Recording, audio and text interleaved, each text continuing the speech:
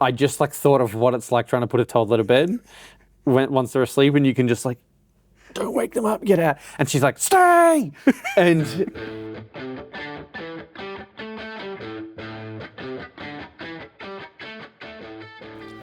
welcome back to No Bad Seats, the Region Cinemas podcast. I am Luke. And I am Sam. That's right. And this week we have Obsession. We do.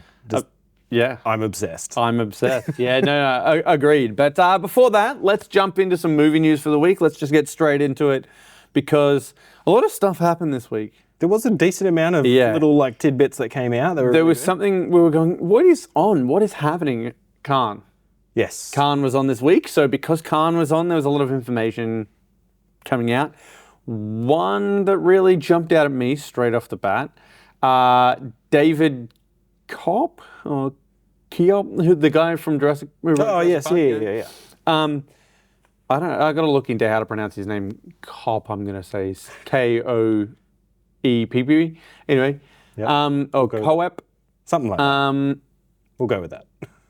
He announced that he's working on a Westworld adaptation. I did see this, yeah. Movie, Westworld, like an adaptation of the movie, not the Jonathan Nolan, Lisa Joy series. Oh, right. See, I haven't watched any of it. Yeah. I haven't watched the movie, I haven't watched the first season of Westworld series is up there with probably the best first season of television in history. Like I put that in my top 3, and I can tell you top 3 best first seasons of television: Lost, Westworld, Severance.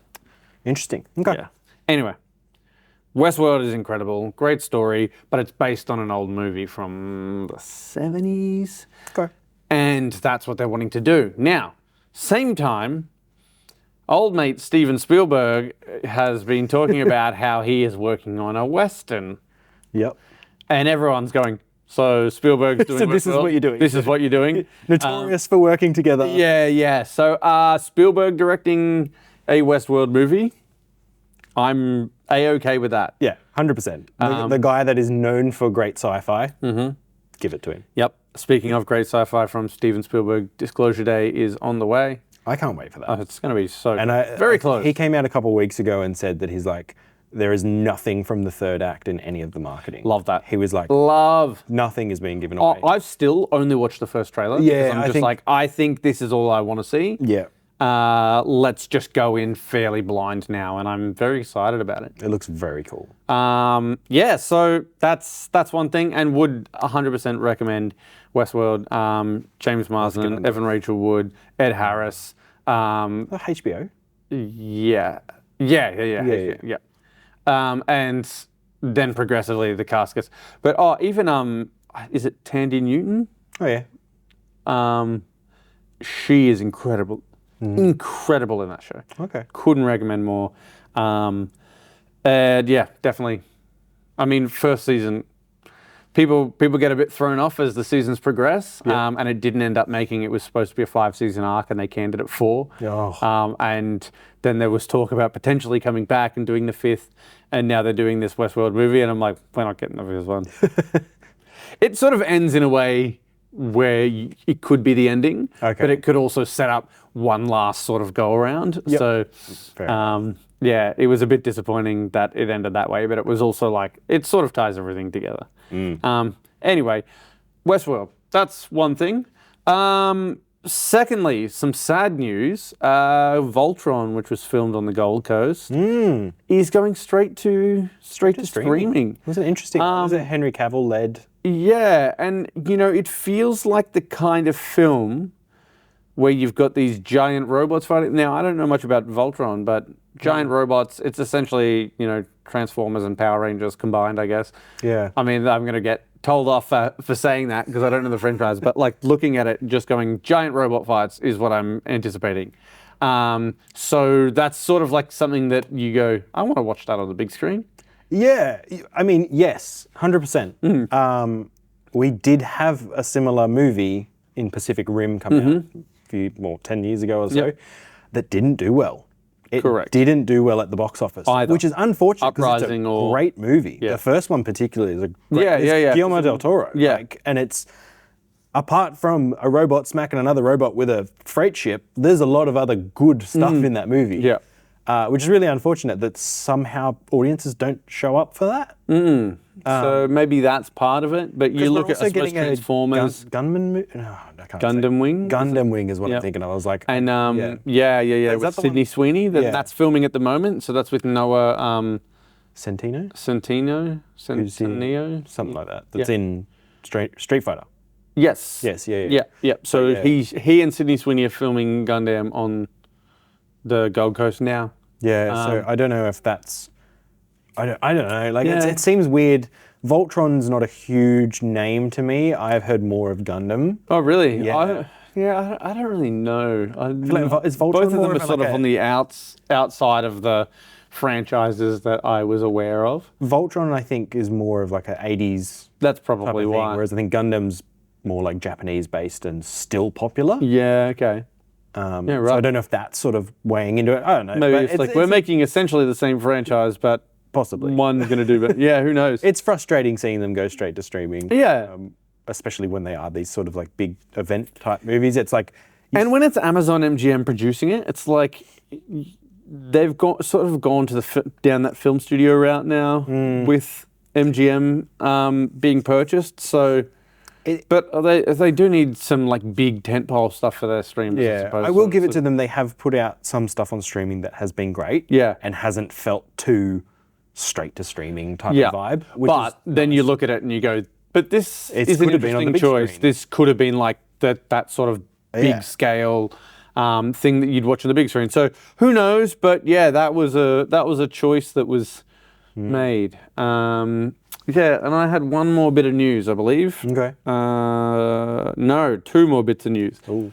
One, Matt Damon, Ben Affleck are being sued for The Rip by the Miami cops that it was based on because they're saying made them look bad. They've made them look bad. No, they made you look like Ben Affleck and Matt goddamn Damon. Yeah. You know, I'm sorry, guys, but The incompetencies, though. it's unbelievable, yeah. Apparently, it's significantly harmed them professionally and personally. I think you have an They opportunity probably went to for like money. a few like backyard parties and they're like, hey, Saw Matt the Damon movie. played me in a movie, and someone went, I don't care, dude. Yeah. And they were like, I'm going to sue. Yeah, that's it. It's professionally hurt me and personally. Yeah. Nobody cared at the barbecue. No, I just think it was probably one of these, unfortunately, when there's a lot of money around, Yeah. two random Miami cops go, well, this is a chance to get money. Ironically, they could have just, stolen The Rip.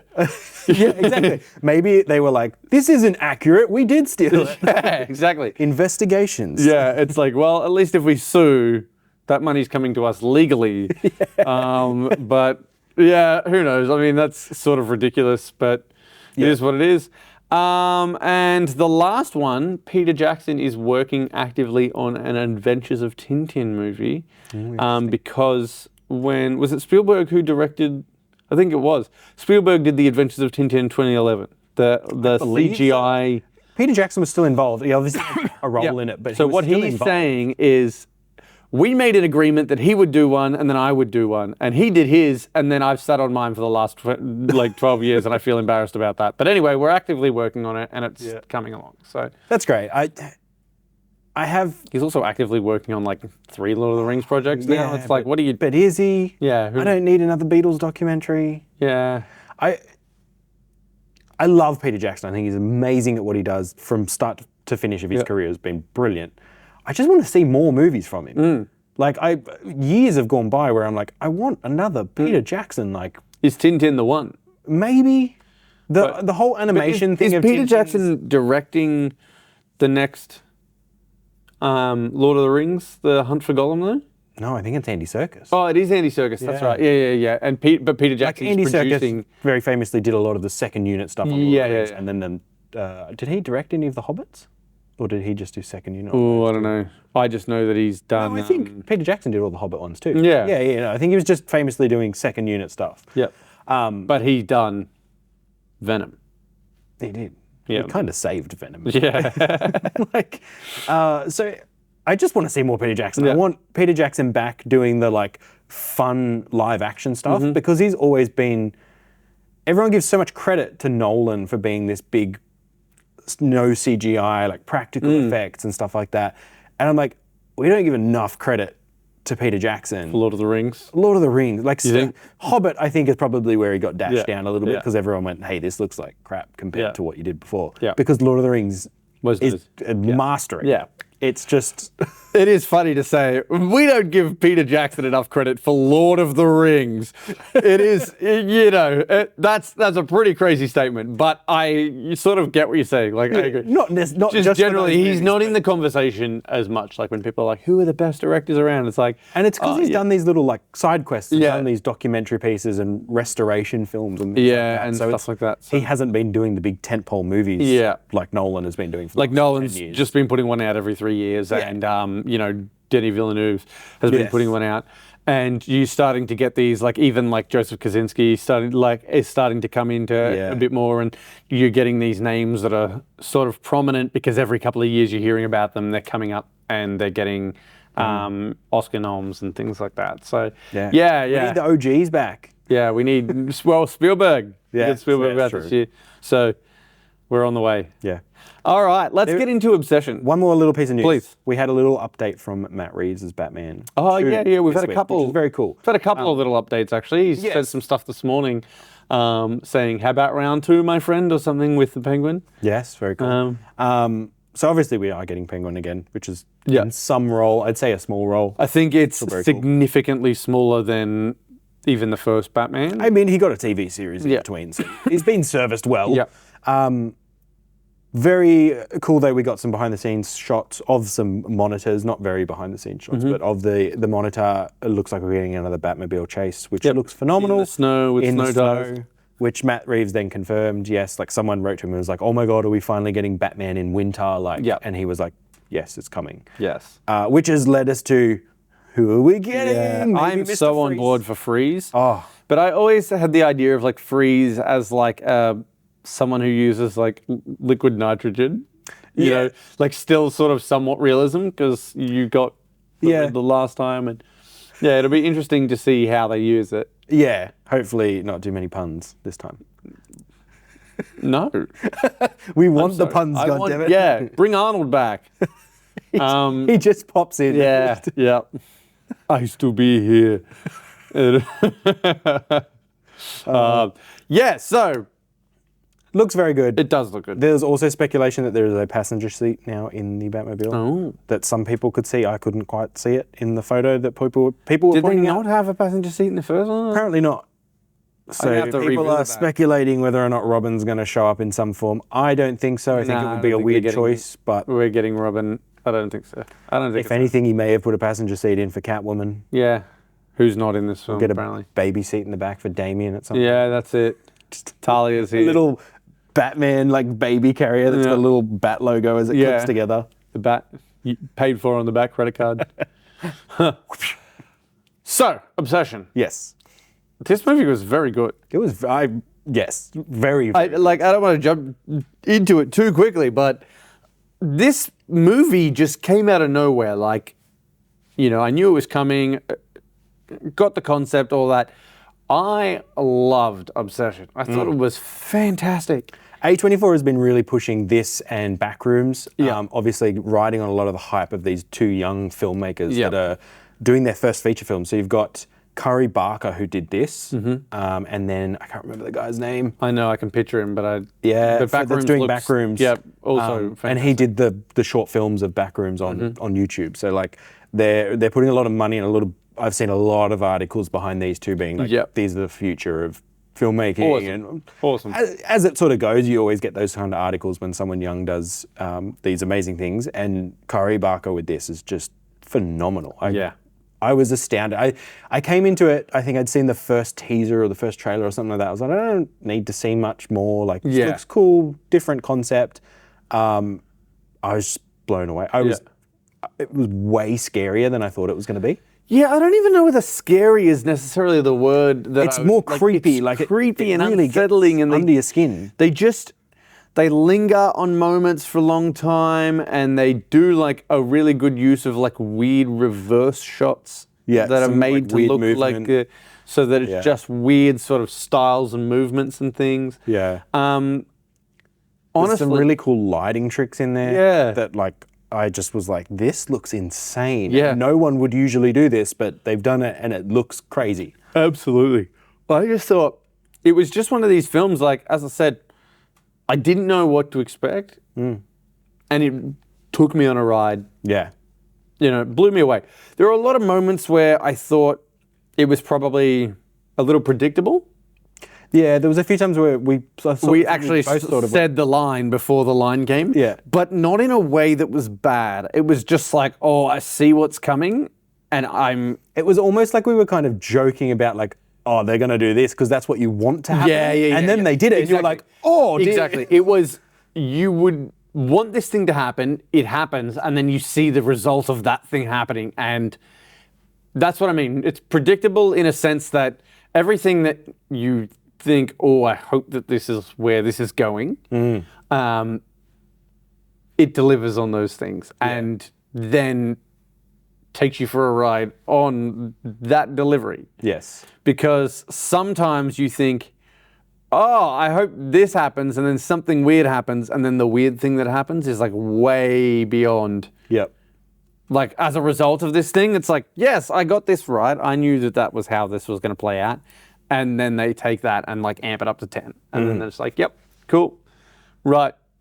Not a lot of like jump scary moments. I feel like the jump scares were like, yeah. There's a couple in there, but they were really like subverted your expectations. Yeah. They weren't what you thought they were going to be. Or when you thought they were going to Yeah. be. Like, they're not like, you know, they do that thing in movies, particularly in horror films, where they just like lean on the tension and then they have the music go, Yeah. and then it goes silent for a second and then the jump scare happens. Like, that wasn't the case in these films. It was like at completely random moments, and then they did still have these moments setting the tension up, but it wasn't.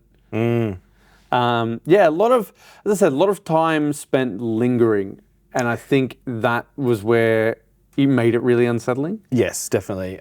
Like you brought up, the movement was just something about that really gets under my skin. Yep. When people move in like really unnatural ways. Yeah. And it was, there's one scene where she is stood in like the bedroom. Yep. And I think you pointed out, you were like, oh, her? she's over there. And I was like, oh, because no. it was quite a dark scene, and the way that everything was lit, she almost blended into the background. And I'm Yeah. like, I'm pretty sure that's her there. And then when she sort of moved out of that spotlight, and it did reveal it was her, it was creepy as. And then Yeah. she went back and she was crying, and then the face that she was crying with, they must have altered in some way, think like makeup or something. They did a lot of stuff where there was like silhouette shots, and you would sort of just catch like the tiniest bit of light on her face, but it was like a blue light or a It made her grey, look horrible. But it was like, I actually suspected at one point that maybe that they did like dark eye makeup heavily around the eyes, so that when it lit up, it still sort of caught that.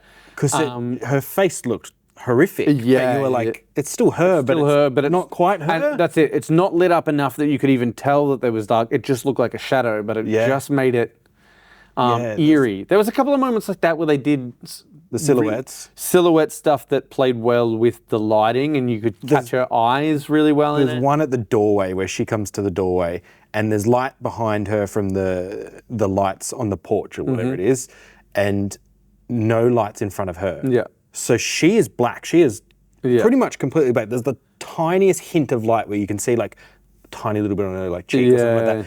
And then she looks up, and there's just like glints of a light far away in her eyes. Yeah. And she has this like, just like these- demonic presence. All of a sudden you're like, this is really, creepy really, as. really clever stuff, because like in these moments, it's not like she's ever demonic or there's nothing of sort it's of just like a girl the sort, stood there. but they just played with it so well to just go, how do we make this light aspect creepy? They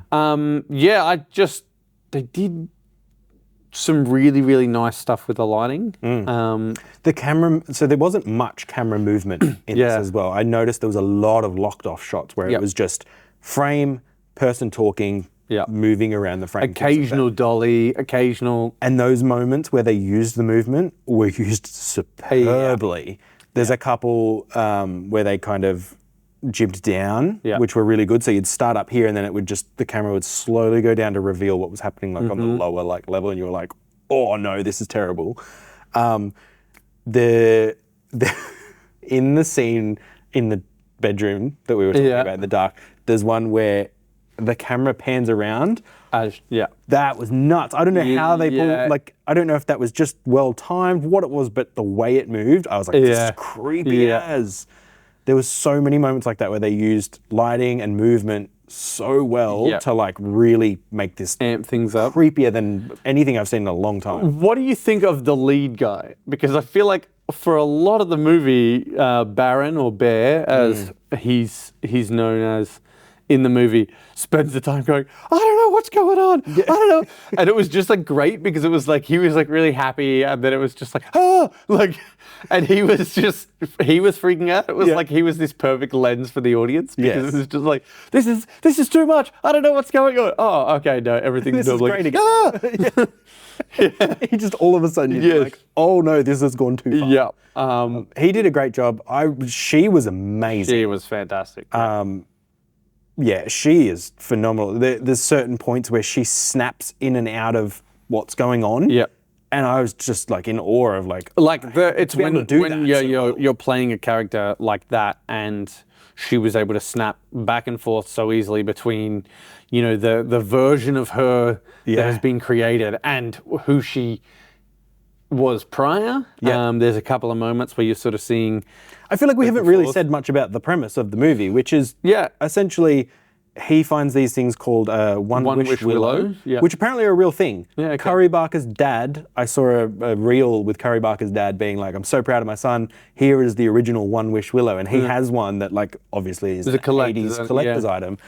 But so our main character finds this one wish willow in the store. He goes, I'm going to buy it. He loves this girl. He's going to give it to her as a gift because she's not happy with her life and all that. And he's like really in love with her. Sort of friend zoned. And then one thing leads to another. He makes the wish of, I wish she loved me more than anyone in the world. And she is then obsessed. Obsession.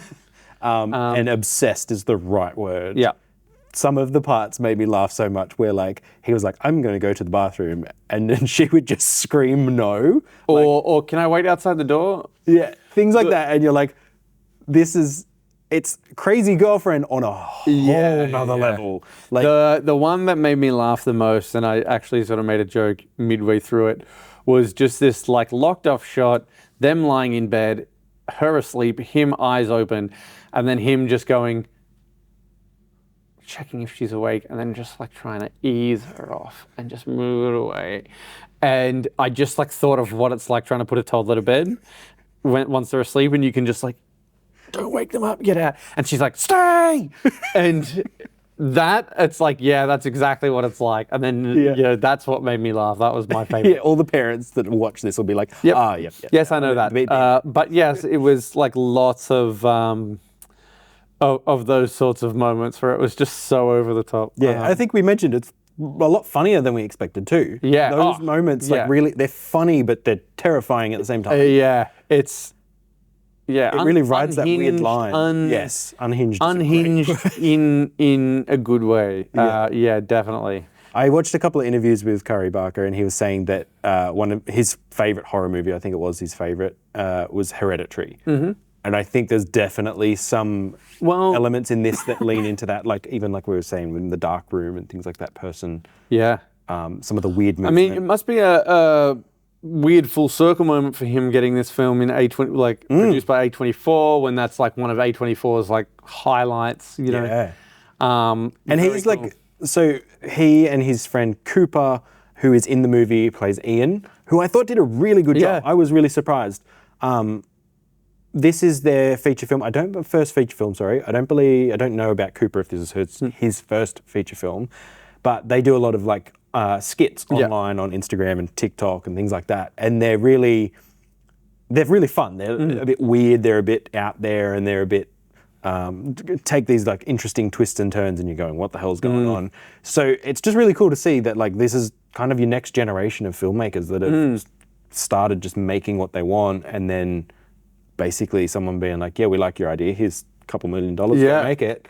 and we get this masterpiece. And I think that's the thing. We're at this point now with TikTok and Instagram and all that, where you can go, here, I just put this 1 minute skit out and it got 2.5 million views. And then I put this other 1 minute skit out, same sort of vibe. It's got 5 million views and all of that. And look at all the comments. Like, I've got proven, I can show you that there's an audience. Yeah, like, there's an audience for this sort of stuff. And that's a real benefit for indie filmmakers these days, because people will go, oh, you've got 1 million followers and all of that. Yeah, well, yeah, we can give you $20 million. And built-in marketing too. Yeah. It's like, it has its positives, it also has its negatives, because then you're seeing less of voices that don't care about that stuff side of things. Like, that's absolutely like, it's you there need is to lean definitely into filmmakers out there that don't care about. There is a lot of an element there where you can go, I can sort of grab this and take control of it myself by just making content. Yes. And I think that that's what the thing is. Like, a lot of people don't want to make content, they just want to make films, but by making stuff consistently, you're still working and you're improving and you're getting to a point where you are building an audience, even if it's not for the feature film that you want to make. Yeah, exactly. And I think that's really cool that you know, with a little bit of talent, anyone has the ability to just turn around and go, well, I'm just going to throw this together and there's an audience for it. I've just got to find where that audience is. Yes. And I think, you know, looking at the two of us, you're putting content out and getting 100,000, 200,000, 500,000 views on the stuff that you're doing for corporate gigs, and then you can turn around and go, I'm making movie-themed skits on an iPhone, and with our powers combined, Captain Planet, and that's how you find out that we direct the new Captain Planet film. Yep, that's it. There you go. Hey, it works for Vin Diesel. Yeah, he just says he's doing something, and then people are like, "Oh." Universal's like, so you heard it here first. Well, did you hear that there's a Fast and Furious spin-off? A TV series. A TV series that he announced on Peacock. And then he announced that there was four in the works, and then someone was like, "No, it's just one." I love that Vin Diesel just like tries to strong just like, it's four are getting made. Don't know what they are. Let's just make it happen. Oh man. But there you go. So 100% would recommend Obsession. I actually think it's probably my favorite horror film of the year, maybe even the last couple of years. It's pretty up there. Like, it really blew me away. Yeah. It really surprised me. Like I said, it was way creepier than I thought it was going to be. It was way funnier than I thought it was going to be. Great job. Yep, absolutely. Brilliant movie. And it's one of those things, I think, you know, you look at it, you're talking about they make skits, they put skits, like they have blended that well, where it's like weird humor, cast really, really well, and put something together that beautifully shot as well. Like, that really came together well. Yeah, it's got that 4:3 aspect ratio, which is nice too. Yeah, a bit of a difference. You thought something was wrong with the I actually questioned the screen for a second. And I was like, no, hold on a moment, they did that on purpose. I mean, I don't know what else I could say. Obsession is definitely worth coming to watch. And I think it's going to surprise a lot of people. I really hope the word of mouth is good on this movie, because I think it is so far. But, you know, horror is one of those things where if they get the marketing right, if the talk, it can really take off. And I hope to see that for this film, because I think it deserves it much more than a couple of other films we've seen over the last couple of years that have really taken off like that, but haven't. That's it. And I was going to say, you kind of get two camps with horror, of like the ones that are marketed really well and are kind of average. I think like Longlegs is one that I look at and go, Longlegs didn't do it for me. Yeah. But everybody was talking about Longlegs, where I'd love to see everyone talking about Obsession, the way that they were. Yeah. And even movies like Smile. Decent movie. I'm not saying it's a bad movie by any means. Brilliant marketing campaign. The fact that they had like newscast and stuff, just people stood in the background smiling. So good. Amazing. Sometimes those movies do really well and you're like, oh wow, amazing, it's going to get 4 spin-offs and 4 different things, and you're like, it doesn't really need it, when movies like this can sometimes fly under the radar. But I think this has got a lot of hype behind it already, being such a young director, being someone that's come from sort of that Gen Z like media world of TikTok and Instagram and stuff like that. So I think there's going to be a big push behind it, and A24 seems to be pushing it well, which is good. Well, you heard it here. Go and watch Obsession. That is all from us this week. Remember, when you come to the movies, there are no bad seats. We'll see you soon.